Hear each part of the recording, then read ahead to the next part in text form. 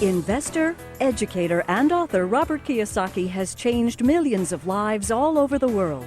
His book, Rich Dad, Poor Dad, has been on the New York Times bestseller list for over 5 years. We all know that the gap between the haves and have-nots is growing, and Social Security and Medicare are in a financial mess. And just affording to live is getting expensive. So how does a person get ahead financially? The answer is raising your financial IQ and having your money work for you. Here's Robert Kiyosaki with Rich Dad's Guide to Wealth. Thank you. You're very kind, thank you. If I may see a show of hands, I want to ask how many people here were born prior to or before 1964? Please raise your hands. Good, thank you. And how many were born after 1964? Please raise your hands. Good, thank you. The baby boom generation and old guys like me, thank you, young people, for paying for my retirement. I really appreciate it. How many people in this room realize that Social Security and Medicare are kind of in trouble? Good. How many people are not really going to count on it for you? Good, thank you. That's a wise decision. How many people realize that corporate pensions, such as those of General Motors and United Airlines, are in trouble also? Good, thank you. So I want to thank PBS, first of all, for having the courage to have me come on and present Rich Dad's Guide to Wealth, very simply because what you will find out, there are many people in the financial services industry that do not want me to tell you what I'm about to tell you tonight. So, please be aware of that. Also, I want to caution you this. If some of you, what I may say tonight may threaten or challenge some of your beliefs about money. I mean, how many were taught, to save money, for example? Good. Tonight you're going to find out why that's a bad idea. So that's what this program is going to shake some of you and all this, so stay tuned. I promise if you stay tuned, at minimum your financial IQ will go up, you may learn to take more control of your money, and possibly survive the financial hurricane that's going to start brewing in the year 2008, the first of approximately 75 million baby boomers begin to retire. And how many people realize those baby boomers may not have enough money to retire on? Good, and good. That's why I thank you young people, because it'll be up to you to take care of us. So, before I begin, I ask a question. How many of you have already read Rich Dad, Poor Dad? Thank you. Who has not yet read the book? Good, there's some of you. For those that haven't read the book, it's good to see some customers still out there who haven't read about my book. But anyway, for those that haven't read Rich Dad, Poor Dad, I'll give you a little bit of my background. Rich Dad, Poor Dad is a true story about my two dads. My real dad was the head of education for the state of Hawaii. Very smart, hardworking, great guy. He's a PhD, and he also ran for lieutenant governor of the state of Hawaii. So he's a great man. But I call him my poor dad very simply because even though he was a high-paid government official, no matter how much money he made, he was broke at the end of every month, and he ultimately died broke. So obviously money doesn't make you rich or poor. It's really education that does. And as you can tell, I'm fourth generation Japanese American, which means I don't speak Japanese, and I want to let you know that now. I barely speak English. My rich dad, on the other hand, was my best friend's father, and although he was a man who started with nothing, he ultimately became one of the richest men in Hawaii. So when you look at the white sands and the blue waters and the tall palm trees and the hula girls and the tall hotels right on Waikiki Beach, my rich dad's family owned some of the land under those hotels. So Rich Dad, Poor Dad, this book here, is a very simple, true story of what two fathers told two sons, my best friend and I, about the subject of money starting at the age of 9. And I believe one of the reasons the book has been so successful, it is written for 9-year-olds. And it's simple enough for everybody to understand high finance, or more importantly, why the rich are getting richer. So that's basically, my background. I grew up in Hawaii, I was educated in New York, and spent 6 years in the Marine Corps, went to Vietnam twice and all that. And then I came back and started my business career. So, next question is this. How many people have read this book, Prophecy? Good, see, there's fewer of you have read this book. And while Rich Dad, Poor Dad is a popular book, I think this is a more important book. And the reason I think Prophecy is more important, it's about a very important year. And that year was 1974. And 1974 was a year that the U.S. swung from socialism to capitalism. A very important reason for 1974, it was when a program called ERISA came out, and ERISA stands for Employee Retirement Income Security Act, and when the government's worried about your security, you know you're in trouble. But also it led to a thing called the 401k back in the 1980s. And this is a very big change in the history of our world right now. So Prophecy came out in 2002. It was not a very popular book because it was writing about the failure of these things called 401ks and pension plans and the crash of Wall Street. So this was 2002, and then in 2005, Time magazine, just in October of 2005, came out with a front page cover saying the same thing I said here in Prophecy, that there has been a big ripoff of people's pensions. And Time magazine 3 years later in 2005 says a great retirement ripoff. Millions of Americans who will retire with benefits are in for a nasty surprise. How corporations are picking people's pockets with the help of Congress. And that's been going on. That's why so many people are in trouble. And then one day later, the New York Times magazine came out saying the same thing Prophecy did. And it says, we regret to inform you that you no longer have a pension. And that's why USA Today came out with a statement that said, America's greatest fear is running out of money during retirement.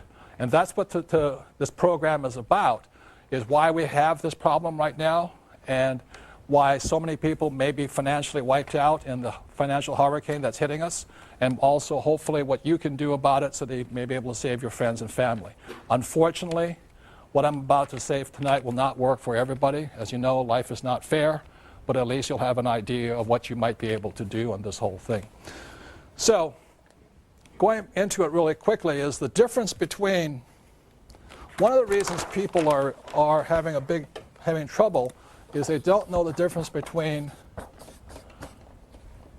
still can't spell that well, wealth and being rich.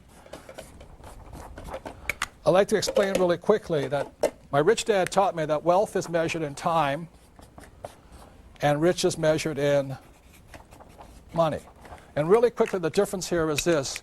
A person who is, when you measure wealth, for example, let's say you have $10,000 in savings and your monthly expenses are $1,000 a month. That means you're 10 months wealthy. You will survive for 10 months. That's what it means. And the reason people are afraid of what's going to come up with them is they don't have enough wealth. They're afraid of running out of money during retirement. And what rich is trying to measure their lives in money.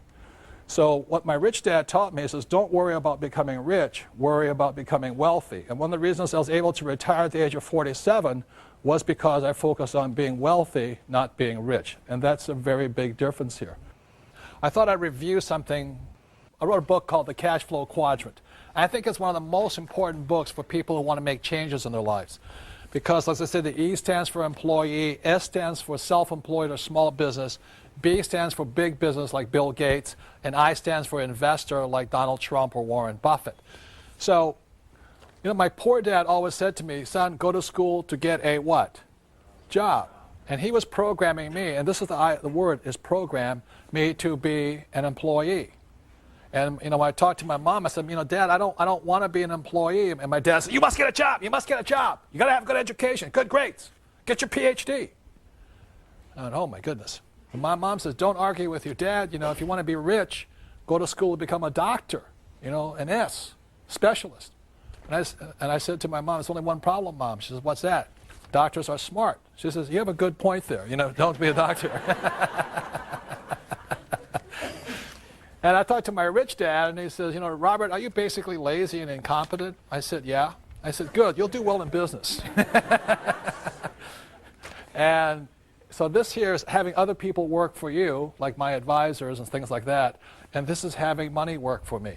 And they're very different educational paths. Another thing my rich dad says, again, going to words of vocabularies, employees always say the same words, whether they're the janitor or the president of the company or the CEO, employees all say the same word. I'm looking for a safe, secure job with benefits.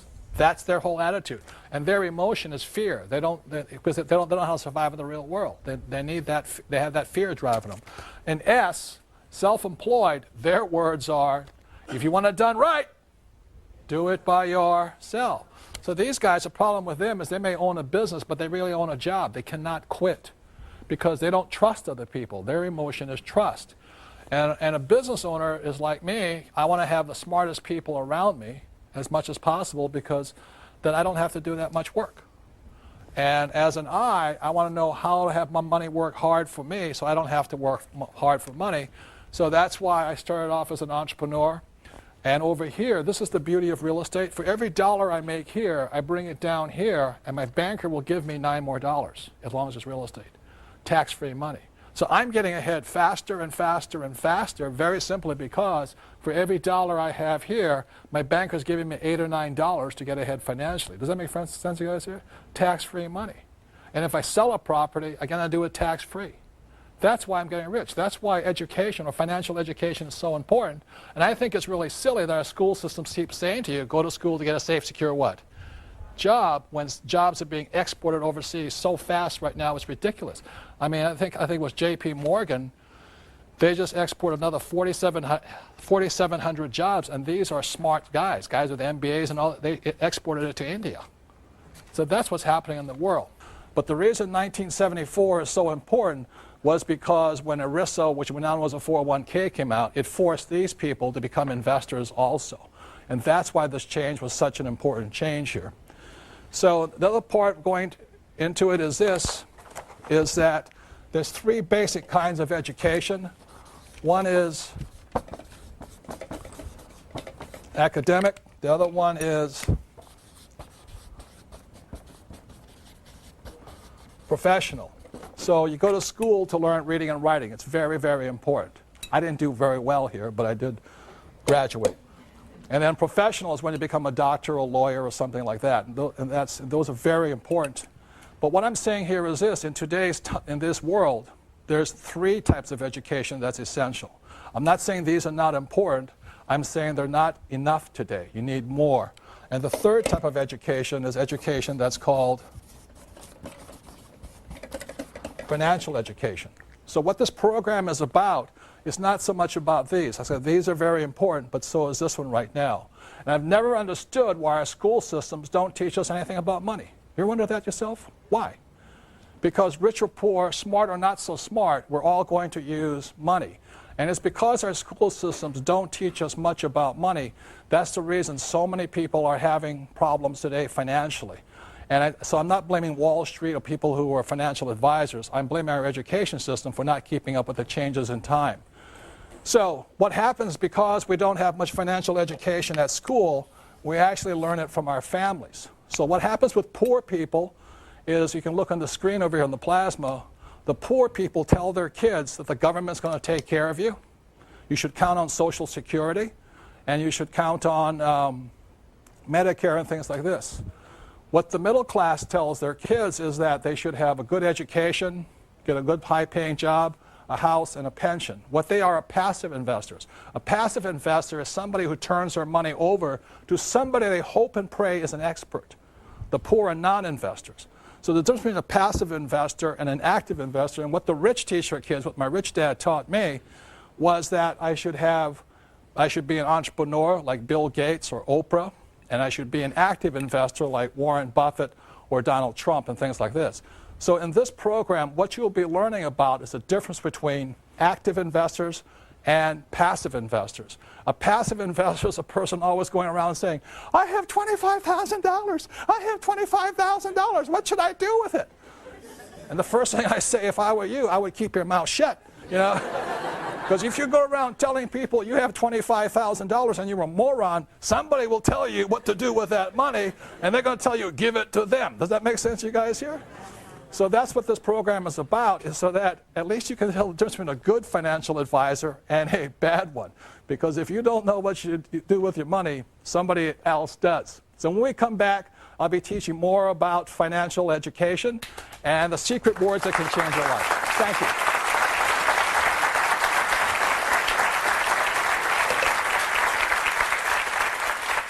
I just love the way Robert Kiyosaki shares. Make your calls. Join. Here's Robert Kiyosaki with Rich Dad's Guide to Wealth. So as a quick reminder, what we covered in the last part was in 1974, the United States changed, or the world changed actually, from socialism to capitalism. And the reason that's so important is because the world changed and shifted to a 401k or pension plans is because it forced many people who were E's and S's to become investors. Like I said, my poor dad was a very smart, good man, but he was a non-investor. There's people who are passive investors, and that's what most people are. They go to their company, they just put in their 401k, and they hope and pray that person managing their money is smarter than they are. And the third type is the active investor. Now, if you're going to be an active investor, then you have to have financial education. And one of the keys to financial education, a lot of people say, well, it takes money to make money. How many people have ever heard that statement? Well, that's absolutely not true, because you'll prove tonight it doesn't take money to get money, to make money. What it begins with is a thing called words or vocabulary. The English language has approximately 2 million words in it. And each of us as individuals, they estimate, has command of about 5,000 words. So one of the ways to start increasing your wealth and your financial ability is change your vocabulary. And one of the reasons my poor dad was poor, as a good man, he had the vocabulary of a school teacher. You know, he thought gerunds and prepositions were really important. But I've never made $1 off a gerund or a preposition yet that I know of, you know. I need the difference between EBITDA, PEs, ROIs, IRRs. That's what makes me rich. So just know that words make you rich, and I'm going to be going into right now the basis of financial education is words. And this here is a thing called the financial statement. As my rich dad often said to me, you know, this is your report card when you grow up. When you leave school, as my rich dad said, his banker has never, ever asked to see his report card yet. You know, a banker never said, say, Robert, can you tell me what college you went to? Are you an A student? Are you a B student? They never asked that. If you're a professional investor, they will ask you for something called a financial statement. If you're a non-investor or a passive investor, like a 401k, they'll ask you for a credit report. So to begin becoming rich, is you must have one of these. I mean, it's a must. These people have credit reports. These people have financial statements. There's very, very big differences here. So let's begin with words here. And one of the biggest words that people have mistaken on the wrong definition for are these words here, assets and liabilities. How many people have ever heard people say, my house is an asset? Good. That's using the wrong definition. That's the problem. So I'll give you the definition my rich dad gave me. You won't find this in the regular dictionary because it's a very simple definition, because this is the guide to wealth. A definition of an asset is something that puts money in your pocket whether you work or not. That's very simply it. Okay? So when you look at this financial statement, this is income statement and balance sheet, and there's one more form that I'm not an accountant, but basic accountancy requires. It's called the statement of cash flow. And what that shows you here is this. Assets are putting money in your pocket. So for example, I have a house, and every month, let's say I collect $100 from after paying all my expenses, the house is an asset. But if the house goes unrented, and every month is now costing me money, that same house is a what? Liability. So this is the cash flow pattern of a liability. So when a person says their house is an asset, I then ask them, I say, is that house putting money in your pocket? They say, oh, no, but it's gone up in value. That shows lack of financial intelligence or financial IQ, okay? I'm not saying don't buy a big house. I'm not saying any of that stuff. I'm just saying don't call a liability a what? Asset. And that's the problem, is using the wrong word for the wrong thing here. Or I could have a car. If I use a car as a taxi and every month it put $1,000 in my pocket, it's an asset. But I have my BMW here and it's costing me $1,000 a month, it's a liability. So that's very simply it. So don't call asset or liabilities assets, and that's where people get in trouble. The next thing, like I said, my banker has never asked me for my report card yet, and my banker, if I'm going to borrow a lot of money from them, they want to see my financials. And what a banker is looking for is your financial IQ. They don't care how your academic IQ. They want to see how smart you are with money. And it's not that I wear nice clothes and have a nice watch and have a nice house and a nice car. A banker doesn't care, because how many people know people who are looking good but are flat broke? You know what I'm talking about here? So, and that's the big problem here. So when a banker looks at this thing, the banker is looking again at cash flow. So when a banker looks at this, let's say the person has a job, the money comes in and the money goes out. They look at that, that's a cash flow pattern of a poor person. If they don't change their pattern, they'll be poor. It is not how much money you make. It is how much money you spend is the issue here. For example, I have a doctor friend. He makes about $400,000 a year. He's very proud. He has no debts. He's one of those people that think that debt's bad, and that's really moronic. But anyway, but he makes $400,000 and he spends $400,000. So even though he makes a lot of money, he has a cash flow pattern of a what? Poor person. What the middle class generally tend to do is the first thing they want to do is have a big house, and they have a thing called a mortgage. And the definition of mortgage comes from the French word mortier, which means death. That's what it means, So what happens, they have a mortgage, got the nice BMW or Mercedes, so they're looking good, but going broke, So when the banker, they come in with their nice suits and all this, the banker looks at it and goes, I can see your cash flow pattern is this. And this is the cash flow pattern of the middle class. It's working hard and going broke. They never get ahead. They buy big houses, they do home equity loans, and they think they're Donald Trump with real estate investors. All they got is a big house they're in debt to. A lot of people use their house as an ATM machine. Every time it goes up in value, they borrow the money out.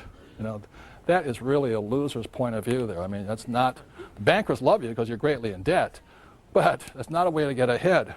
And this is the cash flow pattern of a rich person. They have assets here. And so generally what it is they have a business, they have real estate, and they may have dividends from stocks and bonds and stuff like that, or interest.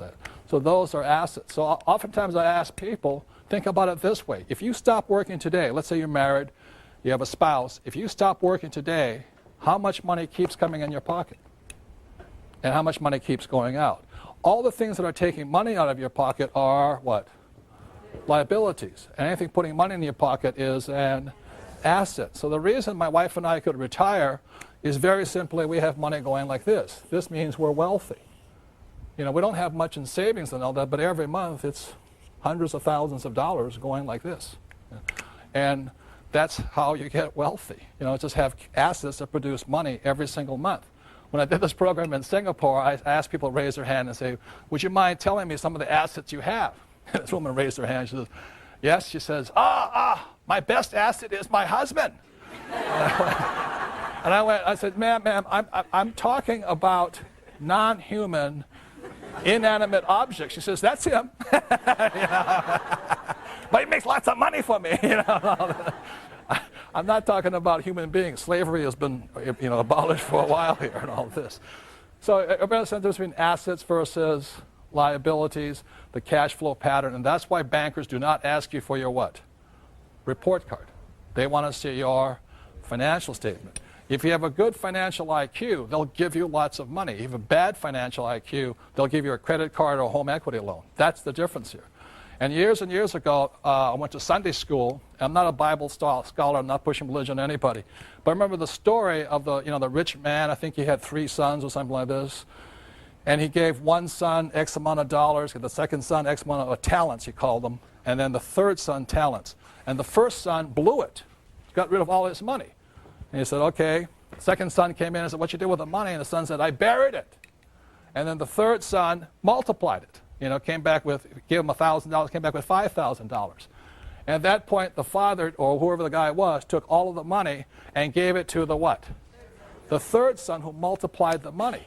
And that's what I learned in Sunday school is that, not God, but whoever does not like people who blow their money, people who just bury the money. See, the poor spend their money, the middle class bury their money, just put it in 401ks or savings. And the rich know how to multiply their money. So the real key is this, it's not so much how much income you make, but where you put your money. It's expenses. Do you expend your money this way, or this way? And that's why people who are always trying to make more money, they don't get ahead very simply because they're looking in the wrong place. It's over here. It's what do you spend your time and money on? That's why I thank you guys for being here tonight, and those of you at home supporting public television and your education. You're spending time and hopefully some money to support your education and a great cause here. And that's really important, is how you spend your time and your money. That makes a difference. And then the third thing is this, is just to cover this thing why your house is not an asset, is when your banker says your house is an asset, your banker's not lying to you. This will explain it better, because to understand this, if you have a mortgage on a balance sheet, it must balance. So if a mortgage is your liability, it has to balance. So your same mortgage is your bank's asset. That's the difference. So that's why your banker says your house is an asset. And not saying it's not lying to you, it's just saying it's not whose asset it is. It's their asset, you know. And the way you know that, again, is assets put money in your pockets and liabilities what? Take money from your pocket. So when you look at this, money comes in, money goes out, goes in here, and comes back here. So it's taking money from your pocket and it's putting money in the bank's pocket. And that is basically, you know, why your banker says your house is an asset. And why it's very important to understand the definition of the word you're using. Don't just use a word, because if you keep saying your house is an asset when it's a liability, or you say your car is an asset when it's really a liability, and your vacation to Hawaii is an asset versus a liability, or your home equity loan is an asset, you're not going to make it. Does that make sense, you guys here? But what most people tell you is this. Repeat after me. Work hard, save money, get out of debt, invest for the long term, and diversify. How many people heard this? Okay?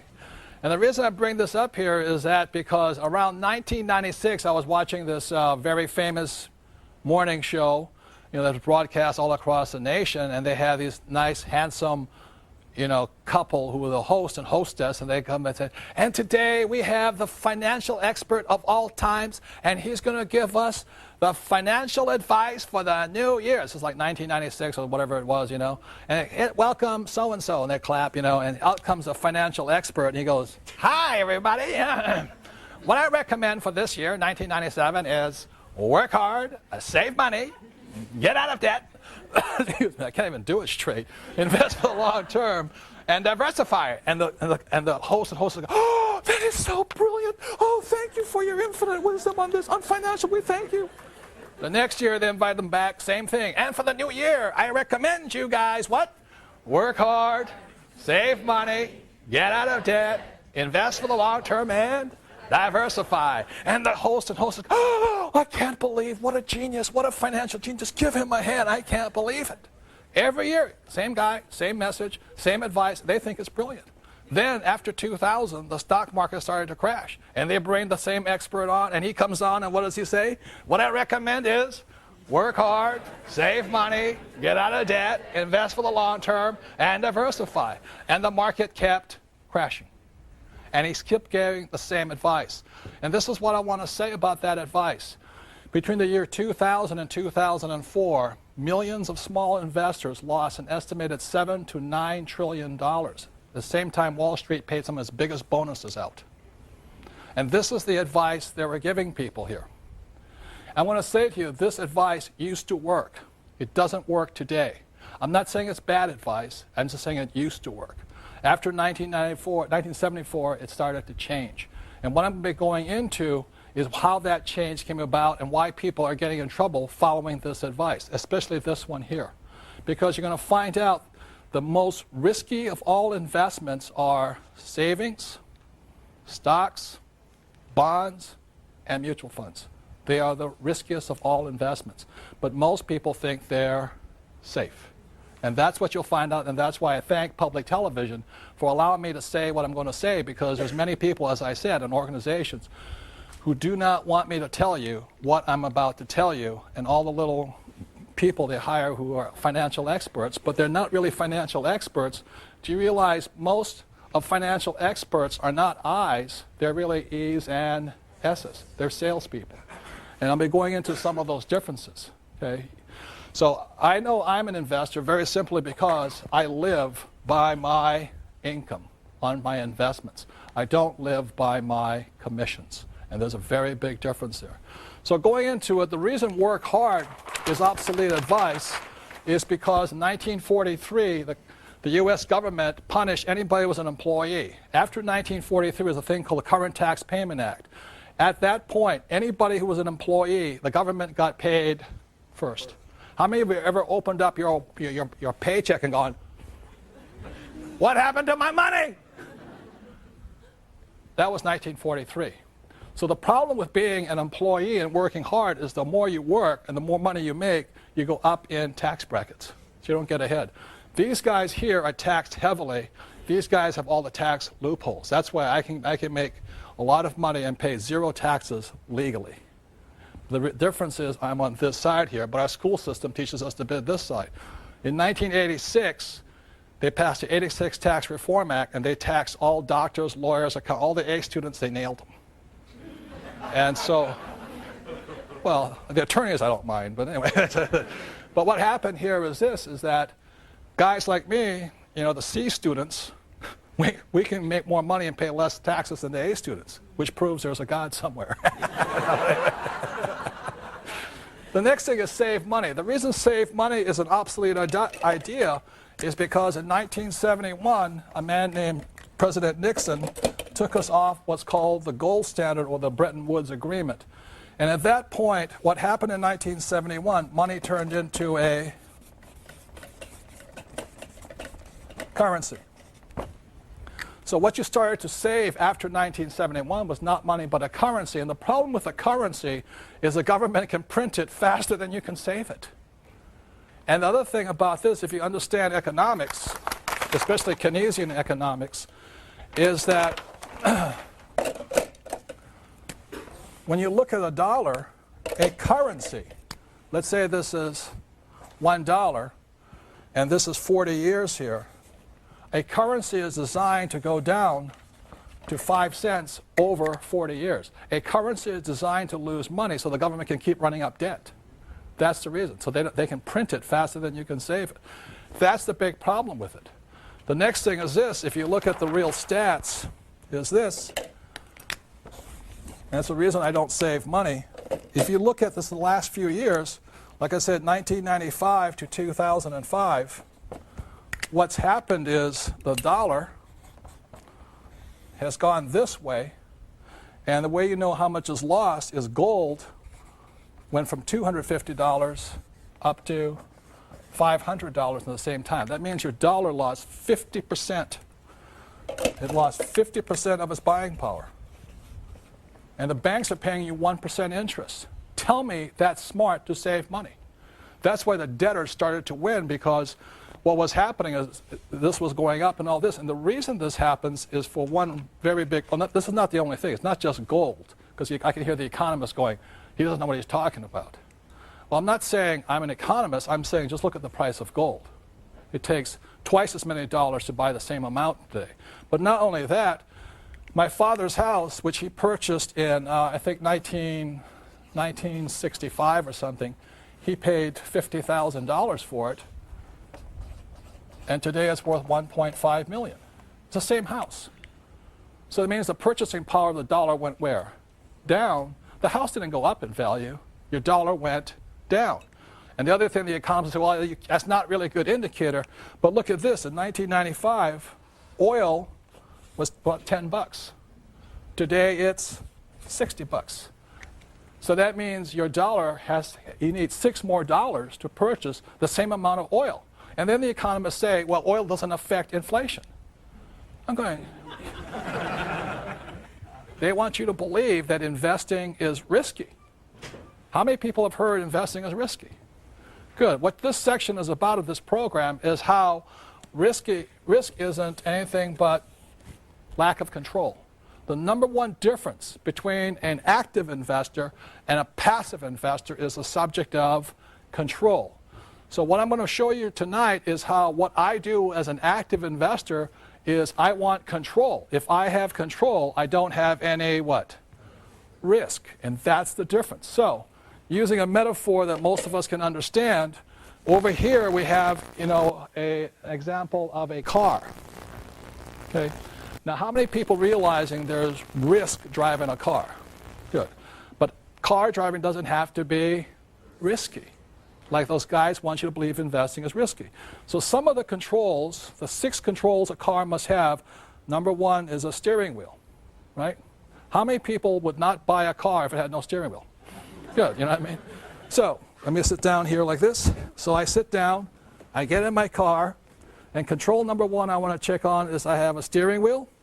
Control number 2, Gas pedal. Now you have a gas pedal, you better have some what? Brakes. How many people have ever driven a car without brakes, you know? You don't need coffee for about 6 weeks after that. You know? And then you have a forward and reverse, you know, gear shift like this. And the other thing you also have to have is a driver's license for driver's ed, and you have to have insurance. So if I'm driving down the road, you know, doing a little bit too fast, I hear the bing, bing, bing, bing, bing, bing, bing, bing, and the cop pulls me over, a policeman pulls me over. What's the first thing a policeman asks me for? Driver's license and proof of what? Insurance. How many people would not let somebody who's uninsured drive your car?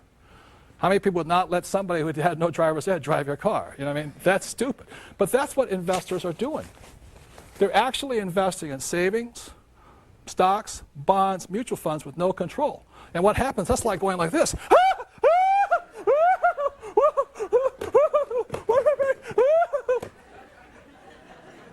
And that's why they think it's risky. Now, this is the worst part. Guess who else has no control? Your financial advisor. Your financial advisor. Diversify, diversify, diversify. Or what they do is this, is they go, I predict that, I predict this, I predict that. That's the kind of financial advice most people are getting. You know? That's risky. That's not what I do. I want control. So, let me help you get out of this wreck right now. So when I'm as an investor, I want 6 controls too. If a car has 6 controls, I want 6 controls as an investor. Control number 1, you look on the screen over here, is I want control of my income. Control number 2, expenses. 3 is asset value. 4 is liability. 5 is I want financial education or management. And 6 is I want insurance. Those are the 6 controls I want as an active investor. So when we come back, what I'm going to talk about is one of the ways to get rich is find that native genius that's well inside each and every one of us. And that's what the next section is about. Thank you very much.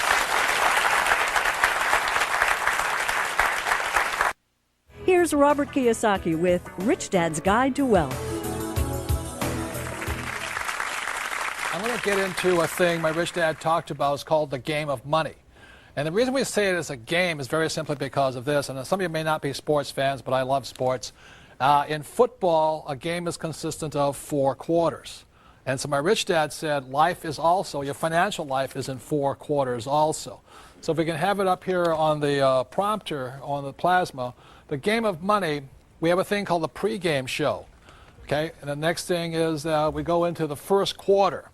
So age 25 is generally when most of us kind of get out of school and we sort of figure out what we're going to do. So age 25 to 35 is the first quarter. And the way we come up with this is 10 years is because our working life is generally 40 years long, 25 to 65, right? So the first quarter is 25 to 35. Then what happens, second quarter is 35 to 45. Got it? You know, things like this. And by then, you should be married, or if you want to be married, your career should be taking off, and you have a house, and a little bit in debt, and all this stuff. And then we go into halftime, you know. And at that point, sometimes in our lives, it's called midlife crisis, you know. We say, oh my goodness, I'm not getting ahead, I'm not getting promoted, I'm not getting ready, and a panic sets in. And then we go into the third quarter, which is 45 to 55, okay? And then ages 55 to 65 is the fourth quarter. And if you haven't acquired enough wealth, like I talked about, this between wealth and being rich. Wealth is very simply measured in time. So we have recurring income coming in for as long as you live here. So if you don't have enough recurring income from wealth, you go into what's called overtime. And overtime means that you may be on Social Security, or as my Japanese friend say it, Social Security, you know, because it's so. Is that if you haven't quite got it yet, overtime means, would you like that supersized? Would you like a giant-sized Coca-Cola with it or stuff like this? And then you go into what's called out of time. And I think this is why people are terrified right now of running out of money during retirement, because when you're out of time, that oftentimes your body gives up and all this. And a lot of times what people say is that you spend your health gaining wealth. And in the last few years of your life, you spend your wealth trying to hang on to your health. And they say so many people, their fortunes get wiped out in the last 2 years of their lives if they don't have enough. And as I said, the biggest problem in America is not Social Security, it's Medicare. $64 trillion in debt right now. So that's why I said I thank all of you who were born, after 1964, because you're going to be paying for all the old guys who are out of time, especially right now. Pre-game show, Paris Hilton was born, I think, with $300 million net worth. She won the game before she was born, How many people wish you were, born rich or all that kind of stuff? I always did, but I wasn't. So there are certain people who were born with a silver spoon in the mouth, and they were so fortunate. I wasn't. My wife, Kim, won her game in the first quarter of her life. She was about 35 years old when she retired. She had acquired enough wealth, enough passive income, that she never had to work again. So she won the game first quarter, and I was 47, so I won it just in the second quarter of my life. That meant I never had to work again. Not that I was rich, but I was wealthy. I had money coming in every month from my investments that I never had to work again. So then I took 2 years off, suffered my midlife crisis, and then came back. And when I was 50 years old, I wrote a book called Rich Dad, Poor Dad. And the thing took off and a whole new career opened up. And now I'm in the fourth quarter of my life, and thank God I don't have to worry about going into overtime or out of time. Because acquiring wealth is just fun for me. I love investing. It's not frightening. It's control. I have all that. Does that make sense, you guys here? It's just fun. So my question is to you right now is, what quarter are you in? How many people are in the first quarter? Okay. How many people second quarter? How many people third quarter? Fourth quarter? Nobody's raising their hand on that one. A couple of you. And I won't ask about overtime and out of time, but the question is this. Sometime, like it or not, every single one of us needs to win the game. Regardless of who you are, we need to win the game. If we don't, we go into this part over here. So with that, I want to bring up my sweetheart, my darling, my best friend. It's almost 20 years of marriage right now, and that's my sweetheart, Kim.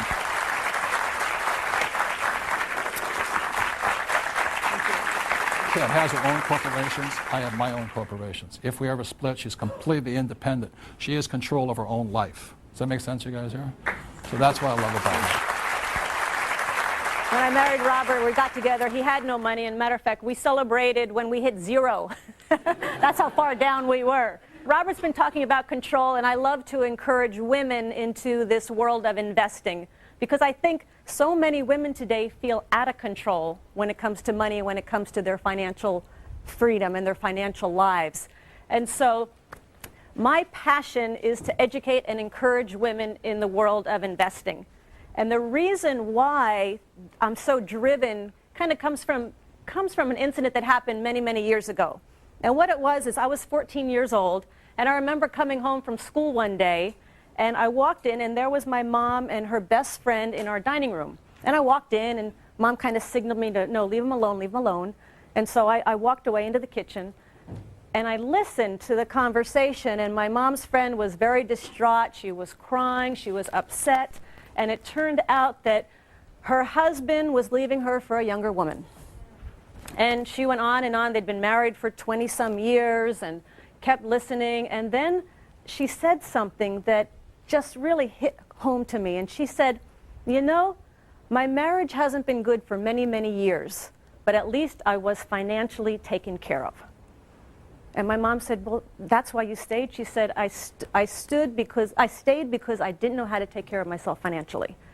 So at 14 years old, I decided I was never going to be dependent on someone else for my financial well-being.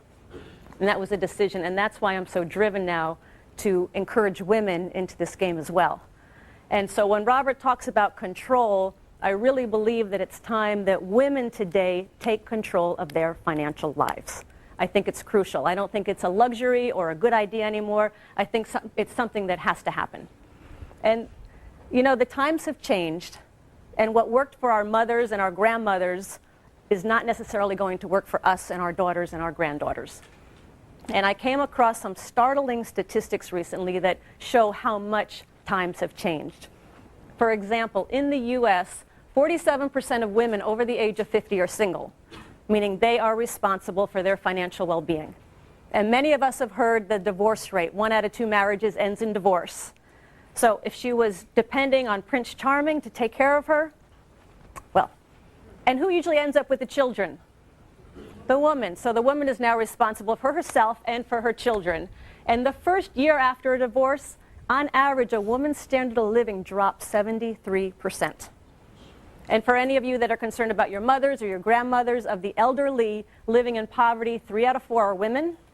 But the amazing thing is 80% of those women were not poor when their husbands were alive. So what the statistics are telling me is that as women, especially as we get older, we have not been prepared, we have not been educated to take care of ourselves financially, and now is the time to do that.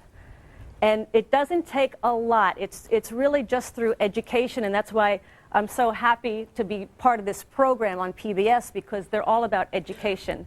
And to get started in this world of investing, it takes education. Start small, make mistakes. You're going to make mistakes. Put a little money down. You'll be amazed at how smart you get when you put a little money down on an investment. Your education goes through the roof. So again, it's just about education. And just to let you know, it's not rocket science. I don't have a special degree. It doesn't take any special type of formal training. When I started in investing, it was in 1989, and Robert came to me, said, "It's time you start investing." And I'm like, I don't even know what the word means.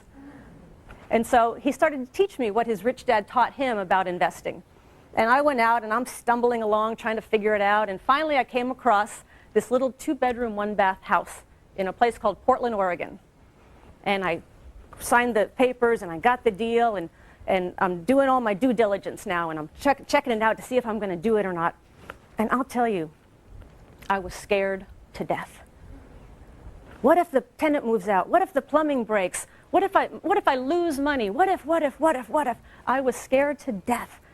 And what happened is when it came time to close the papers, to sign the papers, my hand was shaking so bad they couldn't even make out my signature. But the other thing that happened is my fist was so tightly clenched around my $5,000 check that I had to part with that they thought they'd never get it. But I did that deal, and I went on to do the next deal and next deal, and I kept learning as I went. And what it came down to is today I control millions of dollars worth of real estate and worth of property. But it all came down to, it started with a little education, and it started with that first step. So I just want to say, again, I so encourage women in this game of investing.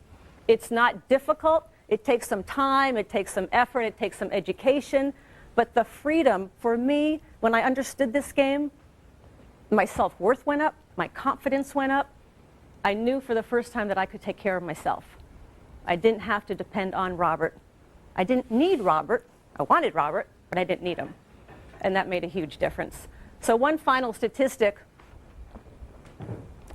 Only 20%, studies show that only 20% of baby boomer women will be financially secure in retirement. That means 80% of us will not. So again, I thank you for being at this PBS show, because by being here, you're getting yourself educated, and all it takes is education and some action, and you can easily be part of that 20% who's secure and in control. Thank you.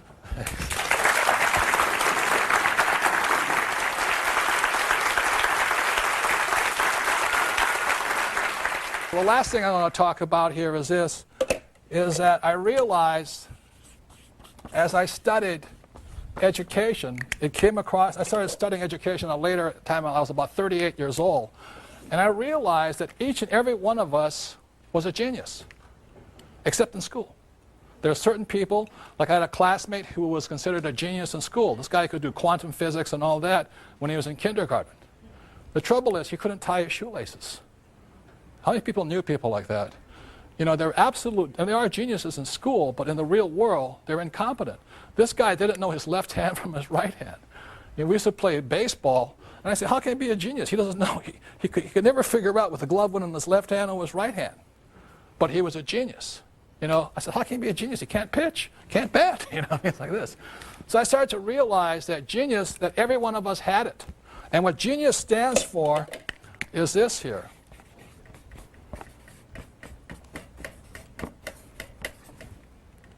The genie, the magic. And so what I say to this is this. You know, God created every animal on earth, every species, to have a special advantage. For instance, birds can fly, cheetahs run fast, and cockroaches, you can't kill them. You know? So if animals have special advantages, so does each and every one of us. For example, Tiger Woods is a genius in the environment called the golf course. Tiger Woods would not be a genius as a jockey. He's just too big. I would definitely not be a jockey, you know what I mean, like this? And you look at Mick Jagger. He went to school to be an accountant, but he became a billionaire as a Rolling Stone. The thing I want to leave you with tonight, ladies and gentlemen, is have the courage to find that environment, like Tiger Woods on the golf course, Mick Jagger as a Rolling Stone, Oprah in front of television. Find that spot where your genius comes out. That's what intelligence is. My genius was crushed in school. I was labeled stupid and dyslexic and no attention and jumping around all the time. Also, my genius did not come out in the corporate world. I do not like being told what to do and kissing you-know-what to get the corporate ladder. I do not do that stuff well. I do well on the streets. Does that make sense, you guys here? That's where my genius came out. And the other thing is that I flunked out of school twice because I could not write. And I do not read that well yet. But only, you know, no, it's true. I flunked when I was 15 and I flunked out when I was 17. And today I have one of the top 3 books in the history of the New York Times. I've been on the New York Times bestseller list for over 5 years now. Only 2 books have beat me. One of them is The Joy of Sex. That might take a while to beat. So when I flunked out of school, you know, and now I have a New York Times bestseller for 5 years, I'm still a lousy writer. People say, you can't write. I say, you sound like my English teacher. You know, I did graduate. I have a Bachelor of Science degree and all that. I went to a very prestigious school here in New York. But the point here is this. That's not, you have to find where your genius comes out. That makes sense, you guys here? And after I flunked out of school and then this book became, I was scarred for the longest time. I really thought I was stupid. It pained me. Here's my father, the superintendent of education, and his son's a moron. You know what I mean? It's all this. So what I'm thinking about, if those school teachers are still alive, I'm going to look them up on 1-800-SEARCH or something. I'm going to find their names. I'm going to mail them a copy of my book, page by page, say, here it is. But the point here is this. I didn't find what I was good at until I had the courage to find the environment when my genius came out. Does that make sense, you guys here? And I ask you to do that. Intelligence is don't do as you're told. Go where you know your genius can come out. It's not easy. Tiger Woods practices like a wild man to get his genius to come out. I practice I write like crazy. I'm not a good writer. Does that make sense, you guys here?